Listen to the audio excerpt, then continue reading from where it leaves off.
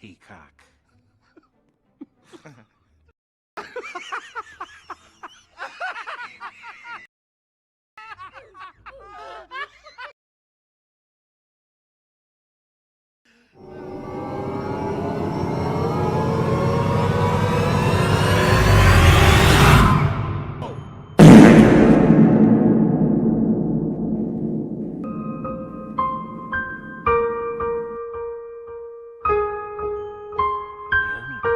And then the lady over here, I think it's a guy.